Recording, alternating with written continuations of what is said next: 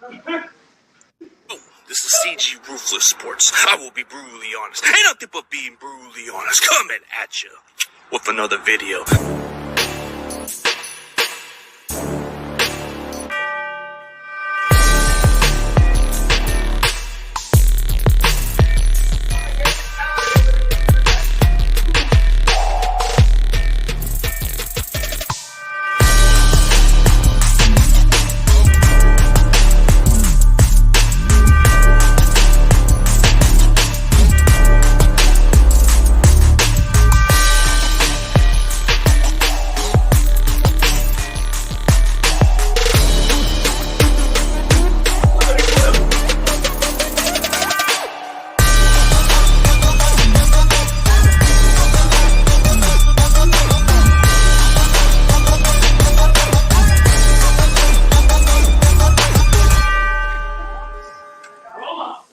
Ladies and gentlemen, please welcome Fourty9erDude, man. What's up, man?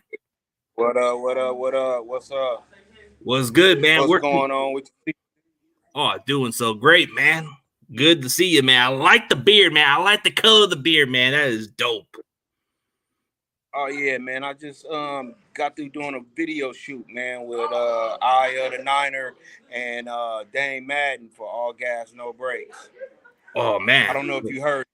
Yeah, we just did a video shoot for that. Was it a few days ago? I think you showed me that video.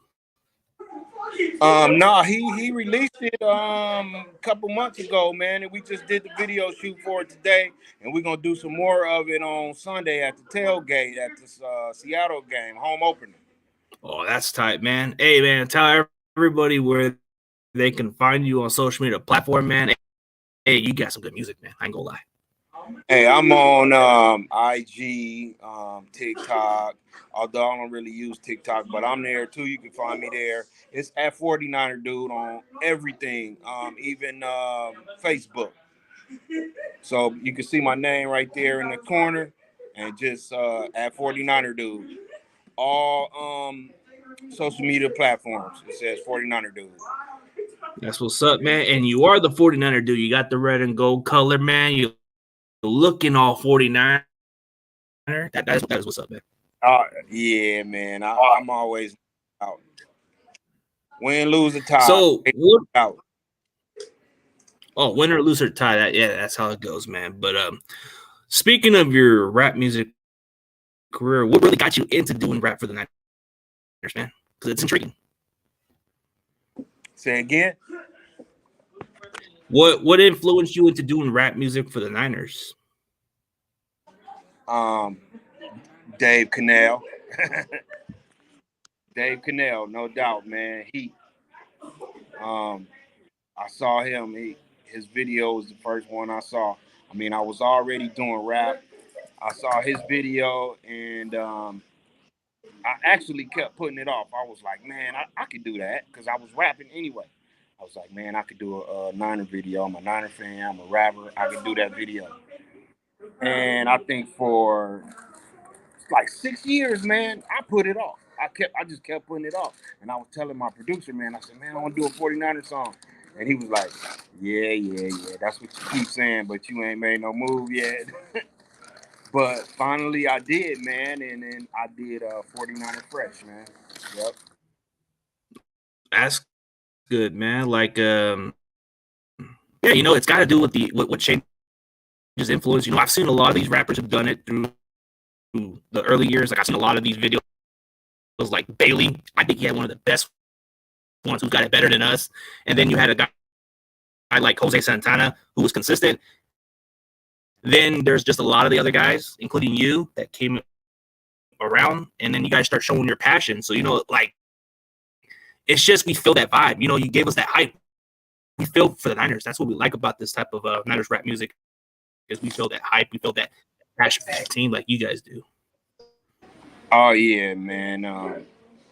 It's like a lot of material now that's coming out, and it's a lot that's been around, too, because when I search YouTube, CG, man, if you search YouTube, you can see, man, it's we're deep out there. The Niner rappers are deep. And then you look at when they posted that video, it'd be like 5, 5 years ago, 6 years ago. I'm like, wait a minute, man, I didn't hear about these guys or this person. And I'm shocked at how many hip hop artists there are doing 49er music, man. So and then we all get along, man. We actually got a whole album coming out featuring a lot of us. And Oh, yeah, yeah. Del G is the project manager, I should call it. He's the project manager over it. And matter of fact, it's gonna be released. What's today's date? uh, He's releasing today's the the 19th. 15th. He's releasing it on the 19th, man. Oh man, It, so yeah, man. It has me, Eye of the Niner, Del G, Dave Cannell, Jose Santana, um, Dane Madden. He's on there. Um, man, it's a lot, man. I can't really think of it's all. too many, man.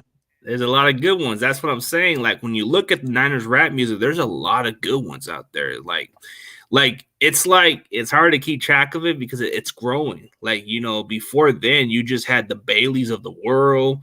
You had Black Sea, but he wasn't really into like the Niner rap material. He just did it like every now and then. That's how he explained to me. Like he did it for the streets, not much of the passion for the team, but like in other rappers, like you include guys like Bailey, you see them doing this rap song consistently. And then you see what's his name? There's a lot of good ones, but San Quentin, that dude had some flows with the Niners too. He had the anthem. I think he had one of the best anthems for San Francisco at one point. Like it was 10 years ago, but I thought that was one of the best ones I've heard of. But then you start to listen to more of those other rappers, like Bailey. I thought that Who's Got It Better Than Us was one of the top ones at one point. And then I started listening more to Jose Santana, and I was just feeling that vibe, man. Jose Santana was the guy. And then watching every guys like you and others, I was just feeling it, man. I just like the music.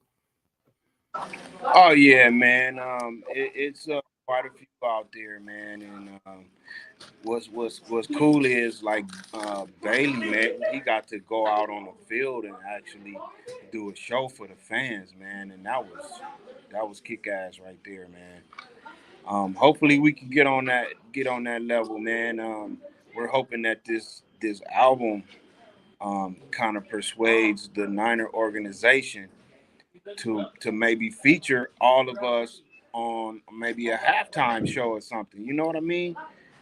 And that can be a way of giving back to the fans. You know what I mean? With fans doing a halftime show for the fans. Everybody likes the music, man. All of us, So we collaborated on the album, and here we go, man. Let's get it. Hell yeah. That would be nice just to get some of the Niners rappers to come on a halftime performance. It doesn't have to be all those famous people. It can be one of those local passionate Niner fans who have the passion for the music and everything. Like it should be rewarding for them. Like when you put work for something, it gets unnoticed, but at some point you reap the benefits at some point. Exactly. Like you said, like people like Bailey and Dave Cannell and Jose Santana, they paved the way, man. So they've been doing the grind for a while as far as this 49er rap stuff goes. And it's spreading out. It's getting bigger. So hey, man, let's go. Let's kick back, Niner organization. Put us on. Yeah, pretty much, man. But how do you feel about this matchup, man? How do you feel about the Niners and Seahawks game? I know it's kind of been frustrating for decades that this team's been having our numbers, man. Do you feel like it's going to be a different outcome this Sunday, or you feel like it's 50-50? Man, you know what? Mentally for the fans, man, it's gonna be draining, man, because they always beat us. They always seem to pull a rabbit out of their hat, man. But the magician is not over there anymore, and that's Russ Wilson. that guy was the one that worked the magic for that team, especially against us. You know what I mean? Um, he would just miraculously just pull a rabbit out his hat, man, and beat us.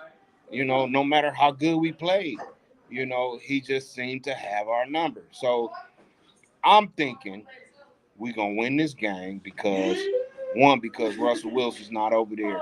And I definitely know they don't have the talent we do over there, man. So I think it's gonna be more of a mental game, man. So they got to be mentally ready because there are some players still on our team that took some L's against Seattle, and just seeing that team across from you mentally can put you in a place where you think like, man, we got to play extra hard to beat these guys. When if they just play their game and use the talent that they have and keep with their assignments, man, we got this, man. Easy game, easy game.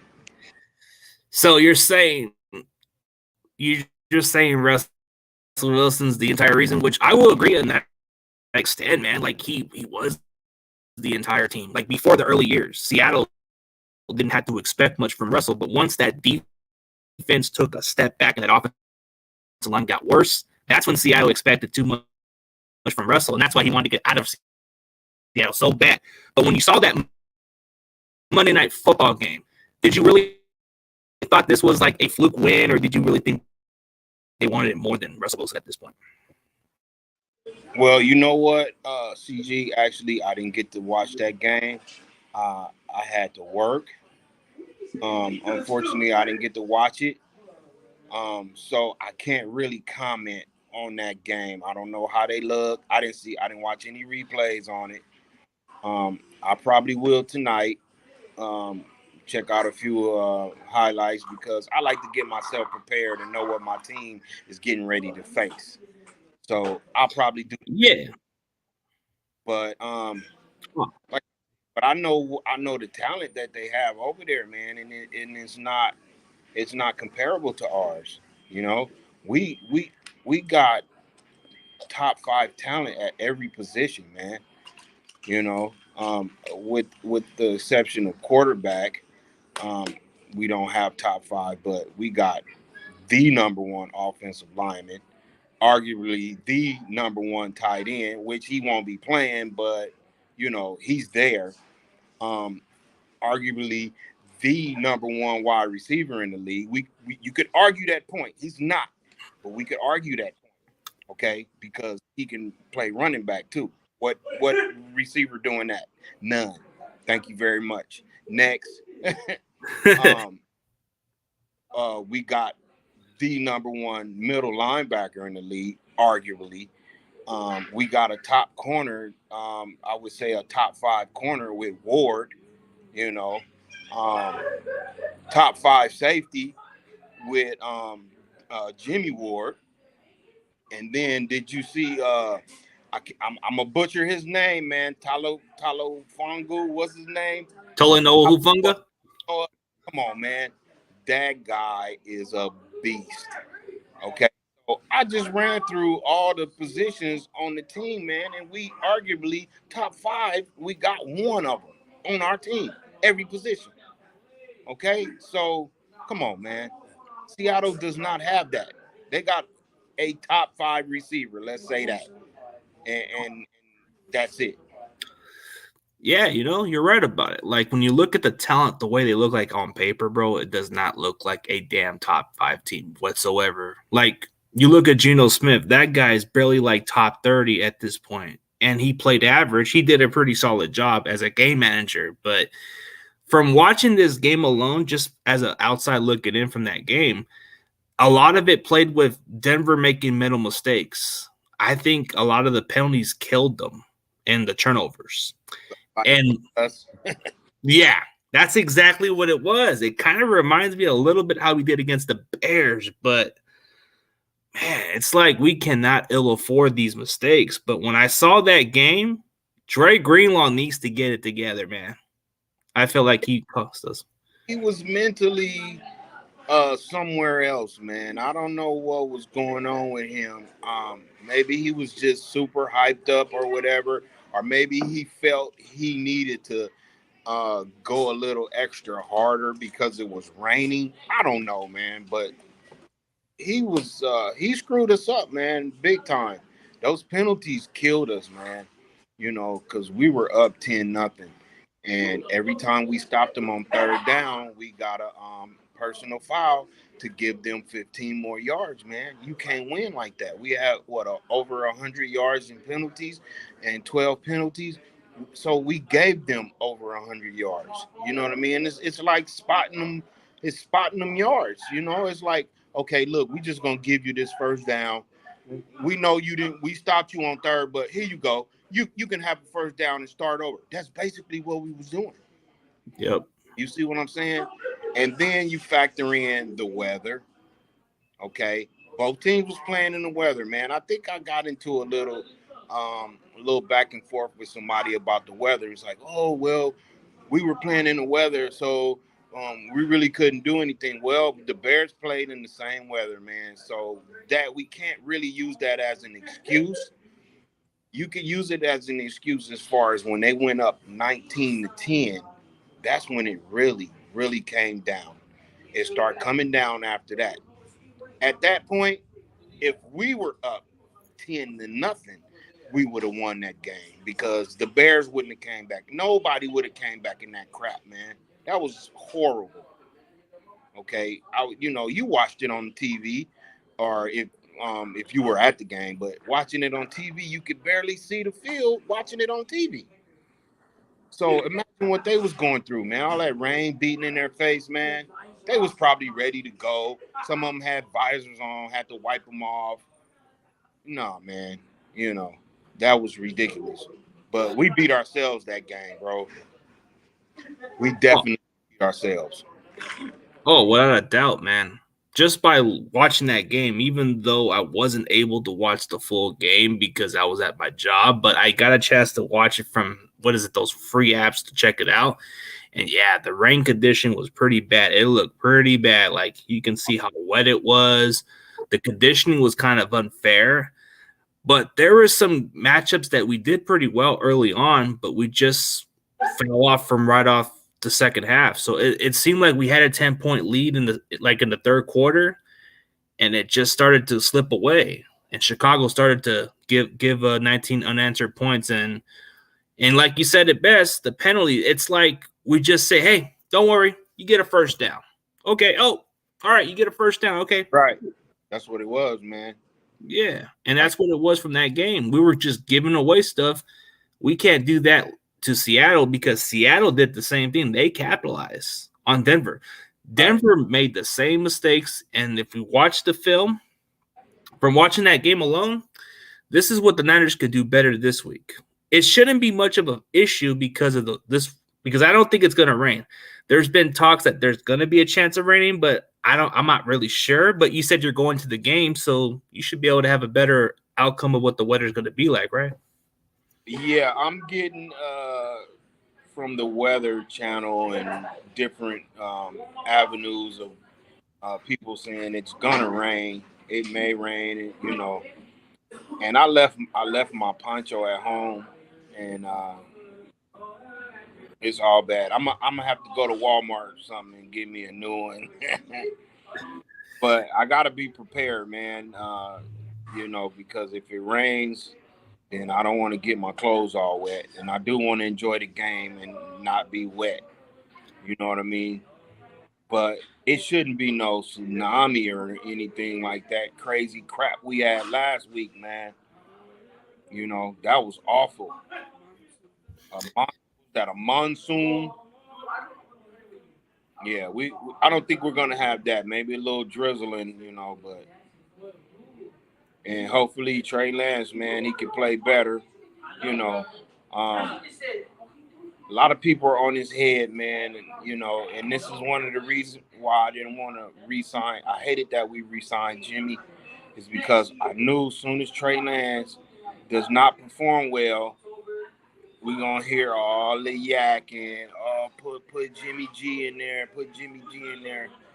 Look, man, Trey Lance is not gonna get any better sitting on the sideline. He's not. he could get mentally better. I mean, as far as learning the plays, but that's as far as the learning goes. Sitting on the sideline, bro. That's it. If Trey Lance is the future, man, he has to stay out there and play.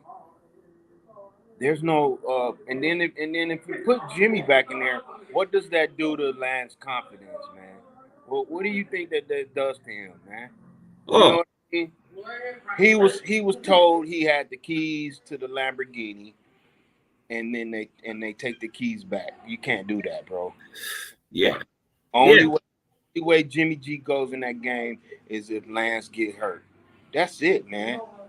You cannot put. I don't care how many games we start losing, bro. You're Get right about it. You're right about that one part because back in there.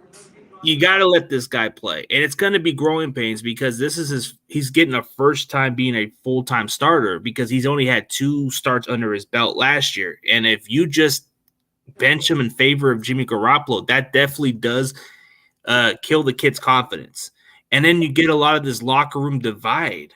See, bringing Jimmy Garoppolo was understandable if it was the restructure, but I started second guessing and I started thinking, dude, this has dividing the locker room written all over it because if this comes down to Trey losing games and struggling, this is where it's going to lean towards, whoa, Jimmy could have been doing this and all that. And that's going to be chaos. And this is just not going to work well. And like, you have to go with the kid, go with the good and bad.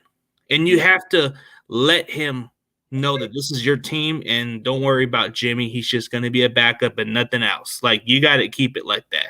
But if we're that desperate to win games, then I can see why going with Garoppolo, but it just doesn't make sense. Like, I feel like in the long haul, Garoppolo wasn't going to be here to begin with. It was just unexpected. They were hoping to get something in return. And now that you look at Trey Lance, the media is bashing this guy like crazy. Like, he's only had 3 games. He started 3 games, and it's sample size of what we're seeing.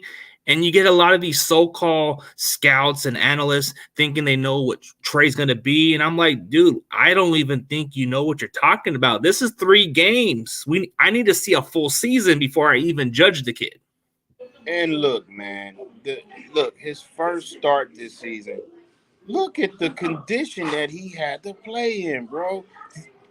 This guy basically has never really had. I mean, he's had 2 starts, but this is his 3rd start, and he starts a new season in weather like that. Well, I mean, what do you expect, man? He's a kid. He still really hasn't gotten used to the speed of the game. Now you throw in that weather that he just had, it's not gonna be a good outcome for him, man.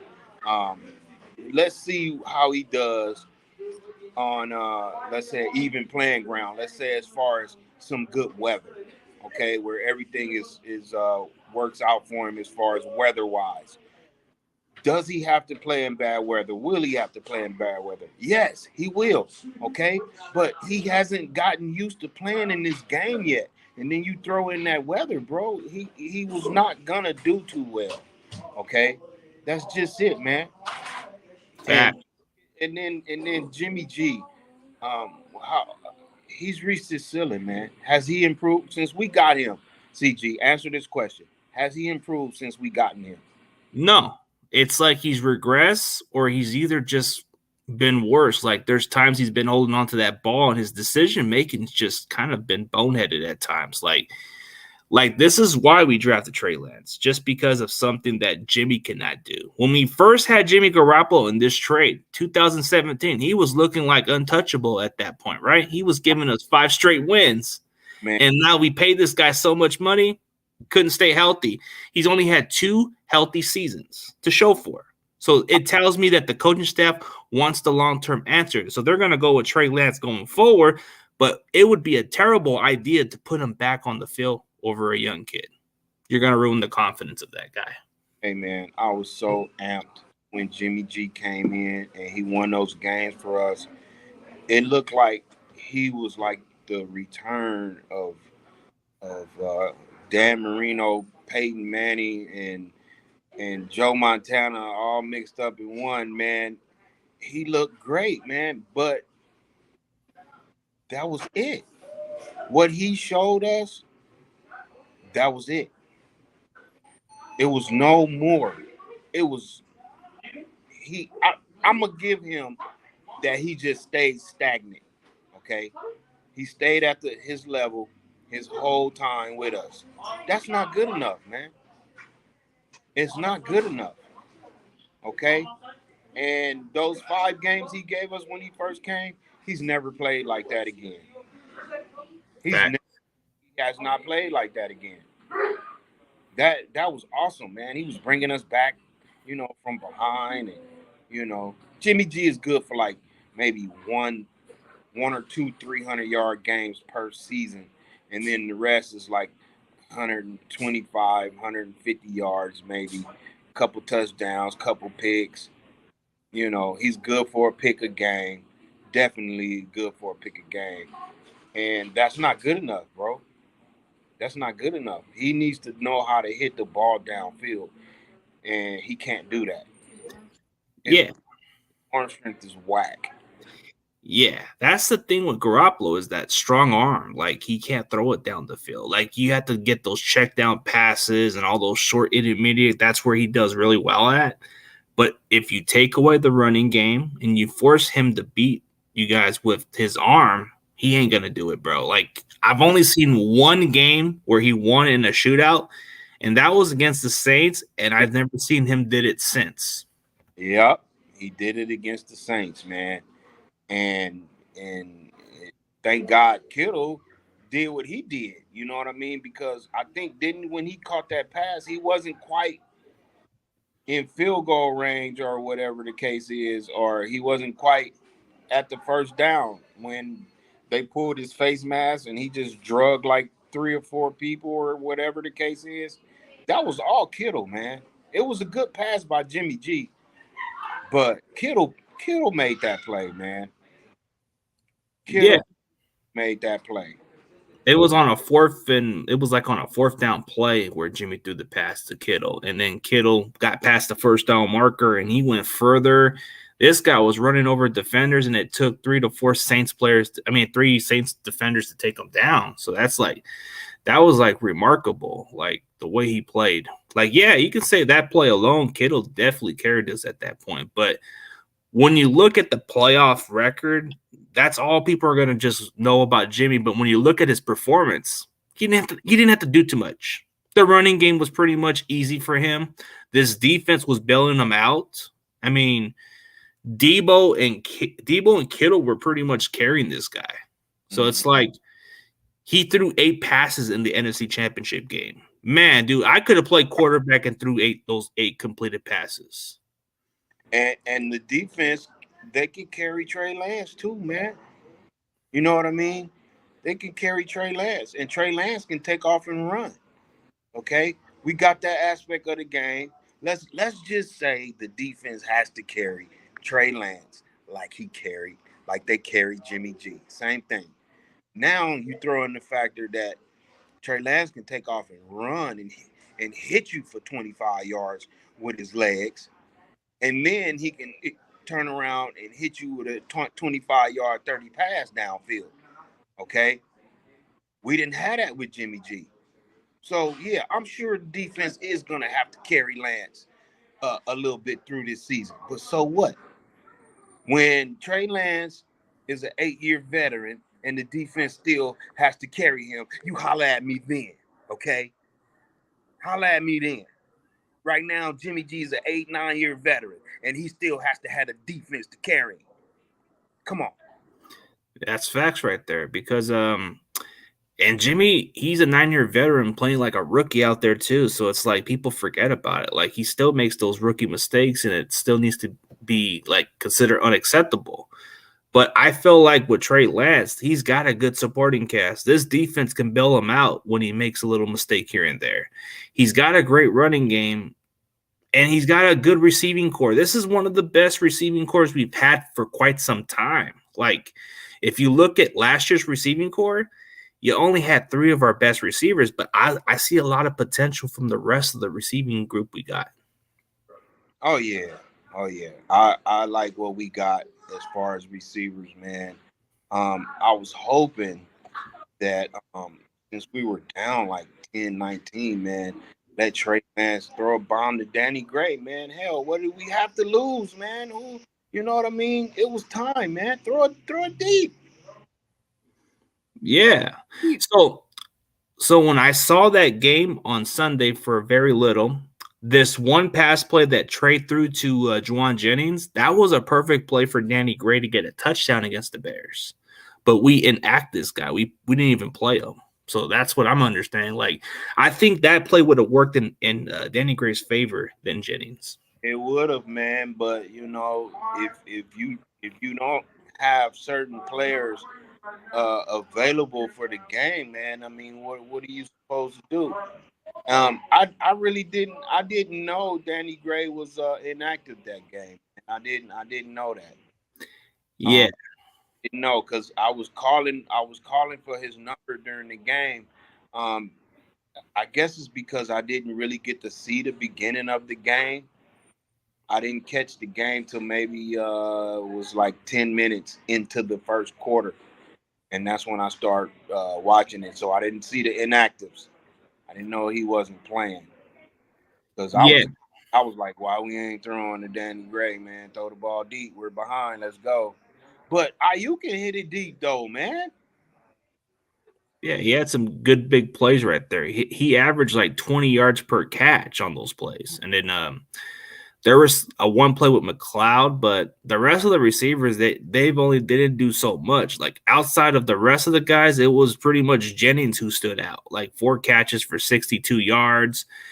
That one play, there was no way he was going to get a touchdown on that play. But if that was going towards Danny Gray, that would have easily been a touchdown right there because of his. God, man, I like Jennings. Yeah, Jennings is a dog, bro. Like if you need him as your possession third slot receiver, third down in red zone, that's your guy. Oh yeah, yeah. That's clutch right there. I don't expect him to be like a burner like everybody else, but I like the fact he made the big plays. But I'm just saying, if these plays were perfect for certain players, that play was more perfect for Gray. But for those third down short passes, this is where Jennings excels the most. Debo, doesn't matter where you give him the ball. It could be a short pass, a little deep pass. You can use him anywhere. Ayuk is a good route runner. He likes those deep passes more than those short slants, you know. Ayuk has very crisp routes, man. I don't know if you noticed last season, man, but Ayuk was damn near open every play, bro. Route run, and he kind of I'm not comparing him to Jerry Rice, but he has good route running capabilities like Jerry Rice. You know, Jerry Rice would route run himself open, and Ayuk does the same thing. He route runs himself open. They're so crisp and clean, where the DB just doesn't expect it, and he gets himself open. And he was open a lot last season, and he was open a lot this past game, even in that rain. Yeah. There is just a lot of the Ayuk he just knows how to run the routes better. Like he's got those long arms too. Like those long arms are like, dude, those are God-given talent right there. Like even though, like you said, he gives you that Jerry Rice mentality because Rice runs good routes. He's not the fastest, but he runs great routes. Ayuk, for example, supposedly he runs a 4.3, but he had a core injury when he entered the combine and only ran a 4.50. But I think if you looked at his actual time, he was actually clocked in the 4.3s. So this guy's got speed. That's why I can understand why he likes those deep passes more than those short passes. Yeah, we got some fast players on our team, man, as far as receivers. Because Debo's pretty fast, too. He doesn't look fast, but he's fast. Kittle is fast. You know, Ayuk's fast. Jennings is powerful fast. Mm-hmm. So we got players, bro.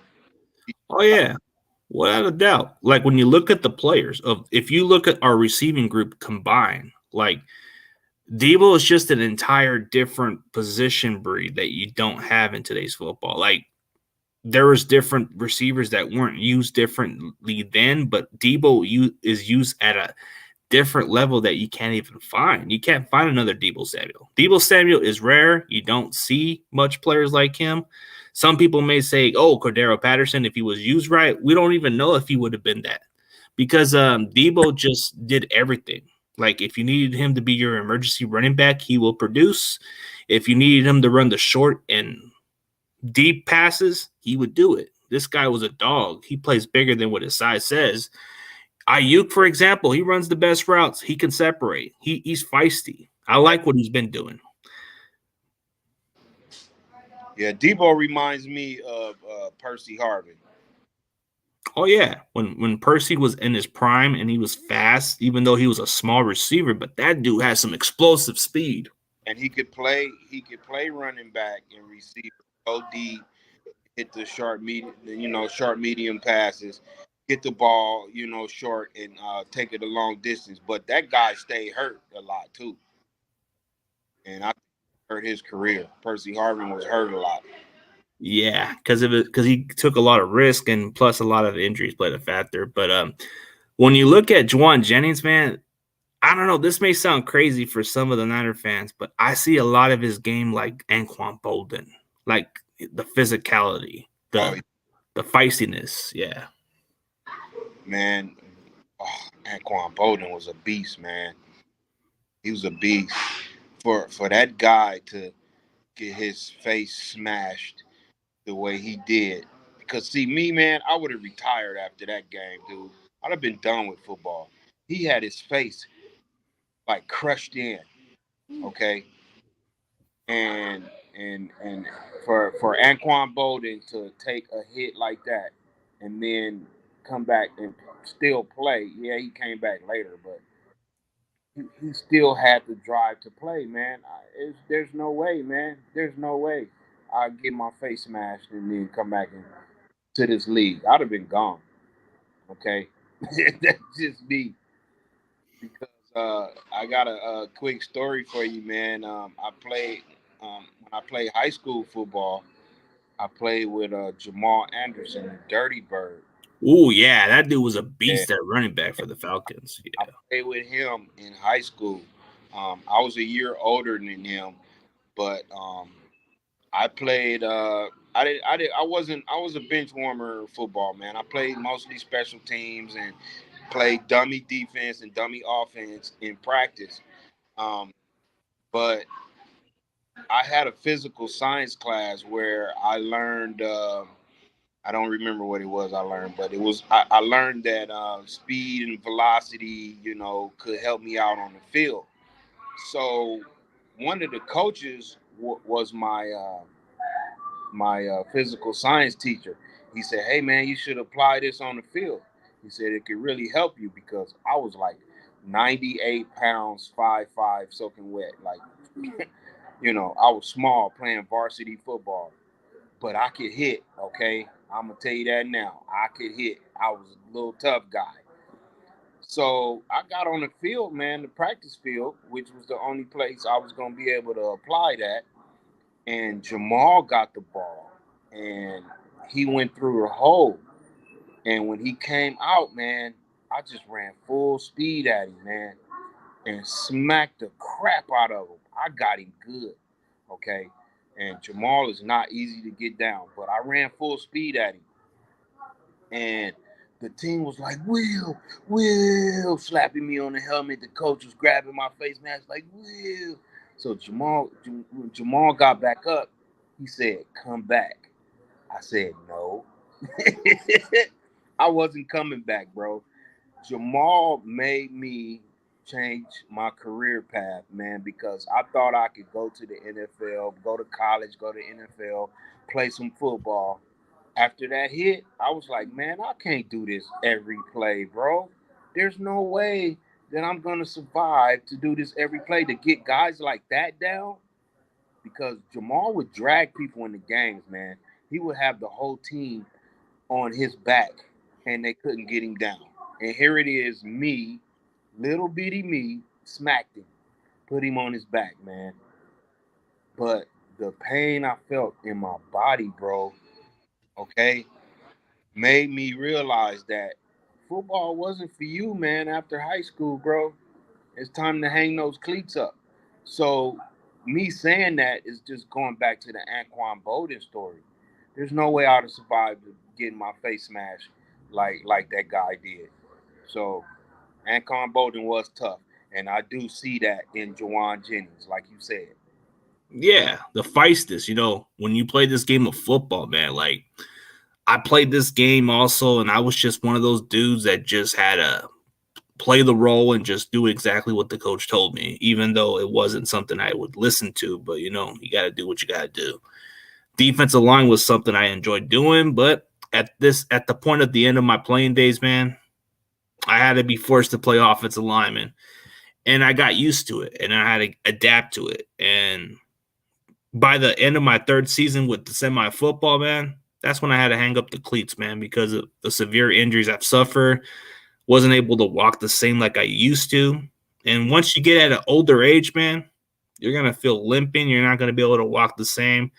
I got to walk with severe screws on those ankles and multiple surgeries, bro. I've never felt the same, bro. Like I had to get it fixed 3 different times because of the way.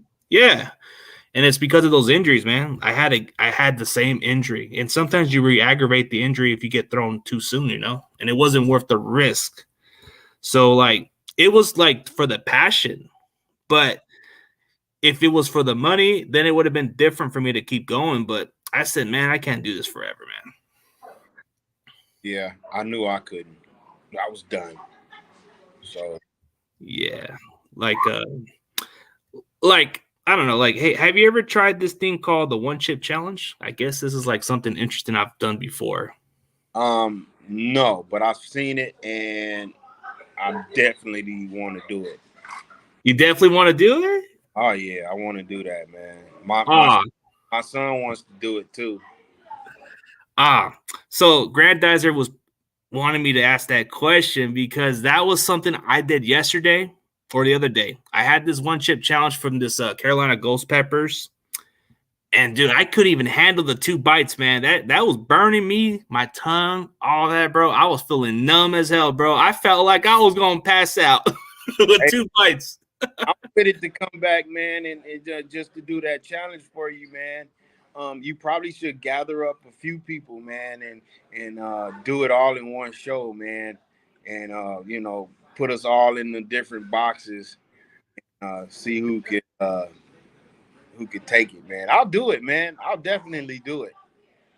Oh wow! But you said you were doing it with your son, so that makes a lot of sense. But you've heard a lot of the challenge, man. That's the interesting part. Like, I've never seen much of the challenge because I've seen videos after videos, and I'm like thinking, man, I've never seen what the deal was. But then when I seen how it was extremely spicy and all that stuff, and I'm like, all right, I'll see how the difference is. And when you taste it, it's super hot. You feel burned. You feel like you're gonna cry. I heard, man. I heard it's torture, man. And you vomit too, which is weird. Like it's super strong. I'm with it though. I'll do it. Yeah, you're with it, man.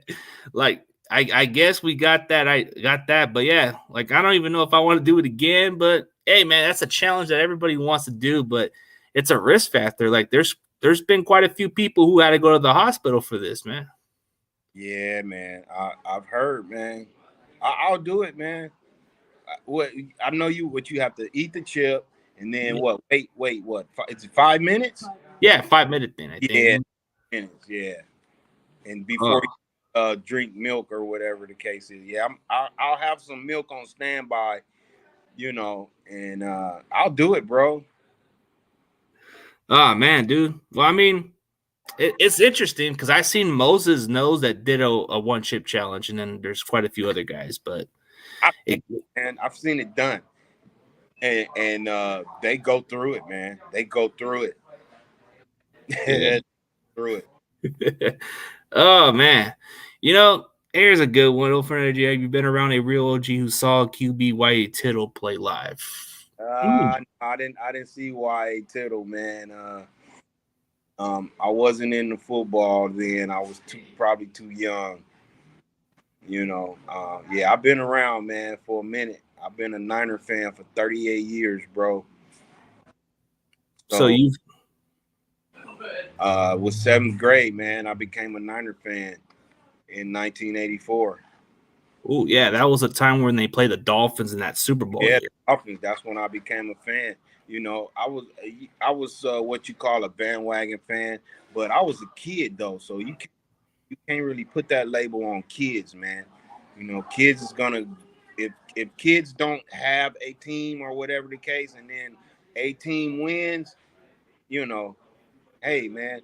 But what happened was, um, it was this guy in class. His name is Gilbert in the seventh grade, and we were in the science class, and we bet $1 on that Super Bowl.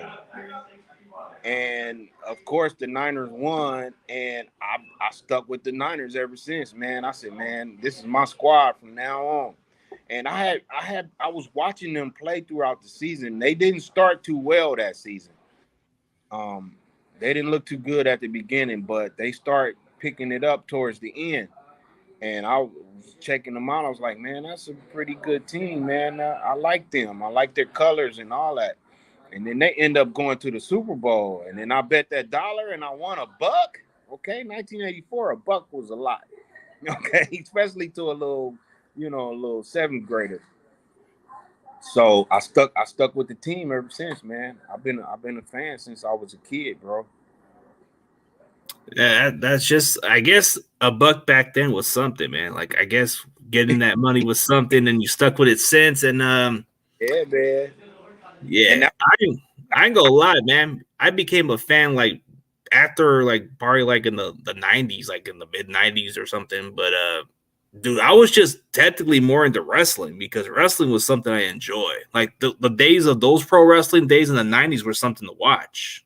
I like wrestling too, man. I was I was uh I was around for the Hulk Hogan's and the Junkyard Dogs, you know, and The Macho Mans. Macho Man, Superfly, Jimmy Snooker.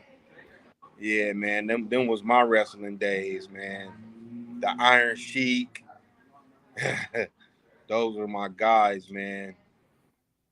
The Von Erichs, you know. I used to watch me some. It was WWF then. Yep. Attitude Era, the War Zone. But back then, like before those 80s, they had a lot of these crazy superstars who could have made it further. But I like some of the dark side of the ring stories, like some of the guys who died too soon, who could have been big stars.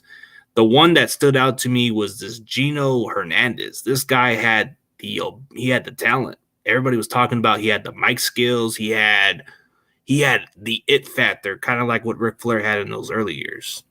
But Oh he yeah, died too soon with cocaine and all the other drugs he did. yeah. I seen a little episode on the WWF vaccine on a couple of those guys, man. How rough it was for them, and how some of them didn't make it. Yeah, man. I think I seen a couple episodes. I don't know about that guy you talking about, but I've definitely seen a show or two about some wrestlers, man, going through it. Oh, well, if you haven't heard much about it, like check out the Dark Side of the Ring, Gino Hernandez. This guy had the look. He had the look of Tony Montana, the look of a drug guy, man. Like he looked like he was like the future of the face of the company, man. Like if you look at today's wrestlers, some of them are actually kind of copying his style of personality. Like when you watch a guy like MJF, I see a little bit of what Gino was. Okay, I'm gonna check that out, man. I definitely will. Um, Like he created a lot of heat back then, bro. People wanted to beat his ass for a lot of stuff he said, and that's exactly what a real heel is. That's what they're supposed to do. They're supposed to piss you off. yeah, yeah. I think wrestling was a little more authentic back then too. So, Yeah, definitely, man. Oh, question. I mean, do you live in San Fran or nah? nah, man. I'm from LA, man. I'm a LA rider, man. For sure, man. I rep So, that Niners. I rep that red and gold in LA, man, and we deep in LA, bro. I got a Facebook page called 49ers Ride Deep in Los Angeles. well, And I'm on one of your pages, I believe. yeah, we ride deep out there, man. I think we actually have enough fans in Los Angeles, man, to take over the Ram Stadium, Oh man. yeah, SoFi, bro. Like anytime we play at SoFi or anywhere like in the Coliseum, bro, it's all Yeah, red. yeah, man. Yeah, we're already in LA, man. It's deep. Yep. Yeah. Like And what was the rest of his question? oh, who is your all-time favorite 49ers player and how many jerseys does he own? Jerry Rice, man. That's my guy, Jerry Rice. Um, I haven't gotten to meet him, but Ray at the video shoot just hit me. He said Eric Wright is coming to his show Saturday because we got a show in Sunnyvale. It's Ray's birthday, and it's a 49er meet and greet Saturday night in Sunnyvale at Metro City at 4 p.m. to 9 p.m. And Eric Wright is there, and which Eric Wright and Ray, who's Eye of the Niner, him and Eric Wright are buddies. They're really true friends. And he said he's gonna try to drag Jerry Rice in there too. So um, if I meet Jerry Rice, man, I can go on and go to heaven after that, man. You know what I mean? So that's your bucket list. So that's your bucket list, beating Jerry Rice. Yeah, man. So and, jerseys, let's see. I got Trent Williams, Jerry Rice, Ronnie Lott, George Kittle, Richard Sherman. I got a stupid, stinky Eric Reed jersey. I'm gonna take his name off and put Womack on there. Oh well. I got Jerry Rice's college jersey. Oh, the one Yeah, from Mississippi Valley State. number 88 from Mississippi Valley. He had number 88. I remember I was rocking that one time, and somebody said, "Man, Jerry Rice number's not 88." I said, "Yeah, in college it was." I said, "This is his college jersey, Mississippi Valley State." So I think I own about 10 Niner jerseys. I don't own a lot, you know. I got a couple more that I'm definitely got to get. I got to get me a Trey Lance jersey. For sure, man. Got to support the quarterback, man. That's what matters, man. I don't care who the quarterback is, as long as he produces and wins. That's all I care about.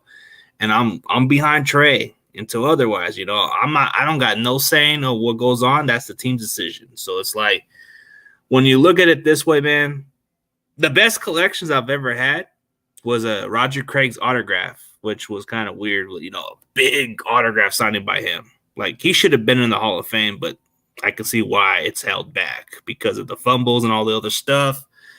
And going to a lot of these games are fun. Like if you just, it's a lot better to just go in person than just watching the game. If I'm being honest, the atmosphere is different. Unless you go to SoFi, man. SoFi Stadium sucks, dude. The seating sucks. Okay, it's a nice stadium, all but the seats suck in there, man. I hate that stadium. Wow. So I didn't know much about the seats and all the other stuff, but SoFi sucks, man. I hate that stadium. It's the worst stadium I've been in. yeah. I haven't been to many, but you know who has great seating, man? Arizona, man. Oh yeah, they got a good stadium. I checked it out like when I was going on my way to visit my family down Phoenix and going down Glendale. I like the statue of the Pat Tillman. And then when you see how their stadium looks like, it's pretty nice. Yeah, but the seating, man, the seating is perfect for fans. Um, I guess because I sat down real low in the 200 level, but still, man, even 200 level in SoFi sucks. You know, so whatever, man. So going back to your statement as far as like being at the game is better, except if you go to SoFi. That was my Ooh. point of saying that. Yeah, throw shots at the poor Rams. Oh man, I like that, man. But I haven't been to that stadium, so I wouldn't know what it's like. I just know it's been a new stadium for the last 2 years. And do you even plan on going to Vegas or nah? You know what? I wanted to go to Vegas, man. But when they put the game on New Year's Day, that was a no for me, man. Because one, everything is expensive. Number two, it's gonna be way too crowded. Okay, because it's overpopulated already with the New Year's Eve crowd. I've been there for New Year's Eve. It's a mess. Okay. Now, take that factor in. Now, think about all of California being over there because the Bay Area is gone. The Bay Area is definitely gone. And then you got tons of Niner fans in LA, and I know tons of them that are going. So it's gonna be a madhouse, bro, and I don't want to deal with it. I'm gonna stay in LA and watch the game on TV. So Yeah, yeah, fair. that's I'll go to that stadium another time. I mean, I never experienced going down Vegas, but I heard their stadium's pretty interesting. But Tailgating area for the fans, man. yeah, man. They don't have a parking lot for the fans. You got to park like somewhere. I don't know where, but they don't have tailgating on the stadium lot. There's Oh no. That sucks, bro. man, that's crazy, man. Like especially with all the tailgates and all that stuff. I mean, there's certain stadiums that don't have that amount of space, like you said. And I think the 49ers, they actually need to focus in more on the fans as far as tailgating, man, because some of the lots are still dirt lots, you know, Yep. and you getting your shoes all dirty. I don't like to get my shoes dirty, man, but I want to have fun, so I go anyway. Yeah, especially the back of the tail. I mean, the back of the area. Yeah, there is a dirt lot right there. Because when you go further white across street from Levi's and you go straight forward, yeah, that is a dirt lot right there. Dirt lot, man, and we're tailgating on that crap, and the cars drive by, and the dust is flying up. It's a bad experience. It's fun because you chilling with the Niner fans, drinking and laughing and talking and performing and talking about the game, talk about the players, tailgating, eating, of course, eating. But hey, man, we walking on rocks and dirt. For The sure. organization needs to do something about that. Yeah, try to make it more into like a little street thing, like like something with those little tart stuff, whatever they make on the sidewalks. Pave it off, man. Put some stationary grills out there, man, and stationary overhead, like what do you call that? When you drive the cars underneath it, like a roof, whatever, man. Put some electricity out there for us, and they could actually charge more because the fans could just show up with their food. They got the grill and they got the electricity. They don't have to bring a grill. They don't have to bring a generator. Okay, everything's there for them. Fan experience, man. They need to work on that. Yeah, for sure. So here's a good question. I mean, you've experienced both stadiums, so you would know the difference. But do you really enjoy Levi's more, or do you feel like the old Candlestick Park was a lot better? Um, you know what? I liked Candlestick Park, man. It was a nice stadium. It was old and the bathrooms was old and stuff, but I prefer Levi's because it's new. You know what I mean? It's not all raggedy, and the bathrooms are better. Um, but I like Levi's, man. I like it. I would prefer a setup like Candlestick, but I like the modernization of the stadium. So Yeah, especially how they're all brand new and bigger and much improved. You get a lot of better stuff, but let's just say Candlestick Park's in way better shape, and you had to choose between this Levi Stadium, which would be more simple for you to pick? Candlestick all day. Hands down, it's legendary. You had the Giants play baseball there, a lot of Candlestick. historic stuff, and that's what it was. You know, I got to go at least to one Candlestick Park, and I still to this day remember that game. You know, going against formerly the Redskins in 2008, we went in overtime. The atmosphere was different. The tailgate was different. For But sure. going to Levi's, it's a lot different than what you expect. You know, it's like it's a good tailgate. It's a good experience to go from Levi's, but it doesn't compare to Candlestick Park. Yeah, Candlestick was that was a good experience, man. It was a good experience. Yeah. I mean, I can see the difference because the weather was more chill and breezy a little bit, but when you go to Levi's, it's a little hot here and there. Yeah, it's a little hot, and then certain areas get that sun beaming on you, you know. But like I said, I like that is it's an upgrade. Oh yeah. You always want the new technologies, the more better type of stuff and all that.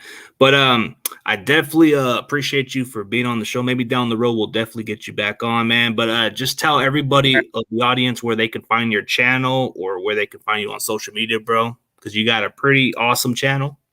Oh yeah, man. Just come through at Fourty9erDude. It's on YouTube. I have a YouTube channel and I have an IG channel. TikTok also at Fourty9erDude. Just come through, check out my music. I got some new music coming, and also like I said, we just shot a video for Eye of the Niners song, All Gas No Brakes. Yeah, All Gas No Brakes. Okay, I'm gonna definitely check that one out. But yeah, man, that's definitely gonna be something interesting. So, hey, man, you're going to that game on Sunday, so that's gonna be interesting, especially. So, dude, Yeah, like, it's gonna be fun, right? I'll be performing at at the tailgate, man. Green lot, no blue lot 1. All right. So, for any of you Niner fans that's going to the Levi Stadium, come to the Blue Lot 1, man, because Fourty9erDude is gonna be performing, man. Y'all gotta check him out. Great. He's one of the most underrated Niners rapper in the business, and he got the coolest beard in the business. There you go. Thanks, bro. All right, no problem, bro. But definitely looking forward to the near future, man. But hey, man, keep us updated on how the game goes, man. Maybe post a video about the reaction, man. I gotta see that. All right, that's cool, man. And I want to come back for that one chip challenge because I got called out by one of your fans on here, and I want to do it just for Oh, that Dolphins fans, Grant Dizer, he just wanted to see if you were up for it. But I said, all right, man, I wasn't pushing for it, but you're up for it. I'll do anything once. Hey, the OG said he's go up for it, man. So y'all got it. You got it, Grant Dizer. He's gonna take the challenge, man. All right, man. And as always, CG Ruthless and Fourty9erDude is out, and we'll see you later. Peace.